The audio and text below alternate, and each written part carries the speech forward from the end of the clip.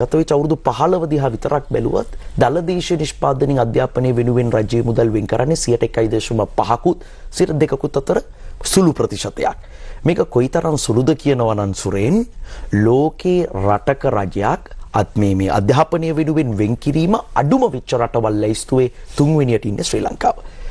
එකක් හයිටි අනිත් එක ලාओසය ඒ රටවල් දෙකට පස්සේ ලංකාව තමයි අධ්‍යාපනයේ වෙනුවෙන් රජයේ මුදල් අඩුවෙන්ම වෙන් කරන්නේ. ඇත්තටම රජයේ මුදල් අධ්‍යාපනයේ වෙනුවෙන් වෙන් කරන්න අවශ්‍ය. මේ තමයි අනාගත ශ්‍රම වෙළඳපොලේ තීරක. එතනට පුංචි බාධා කිරීමක් එක ප්‍රශ්නයක් යොමු කරන්නම් ඔබගේ පැහැදිලි කිරීමත් එක්කම ශ්‍රී ලංකාව හොඳ සාක්ෂරතාවයක් තිබෙන හොඳ අධ්‍යාපනික සංස්කෘතියක් තිබෙන රටක් විදිහට ලෝකයේ පිළිගැනීමකට ලක් වෙලා තිබුණා.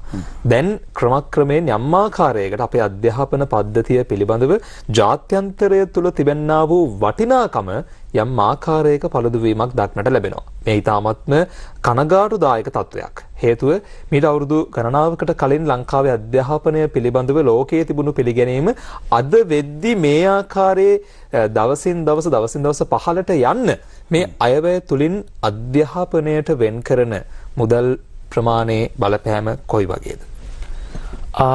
එතනින් මට තියෙන සුරෙන් මිශ්‍ර හැඟීමක්. ඒ කියන්නේ මේ වෙන් කරන මුදල සහ මේ අධ්‍යාපනයේ ක්වොලිටි එක අතර යම් සම්බන්ධයක් තියෙනවා.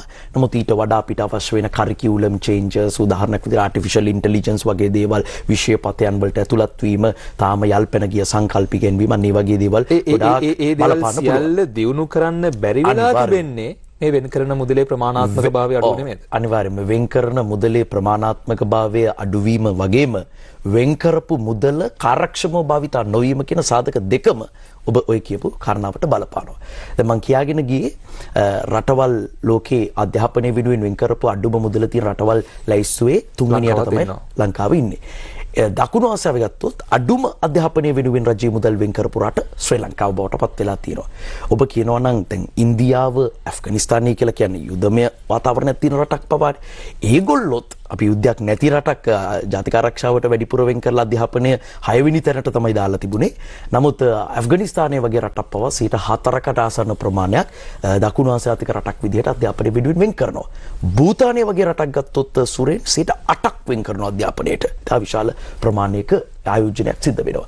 එතකොට අපේ ලංකාව අධ්‍යාපනය වෙනුවෙන් වෙන් කරන මේ 1.1.5 2 මම කියන්නේ 6ට පිම්මක් පයින්න ඕන කියලා එකවර.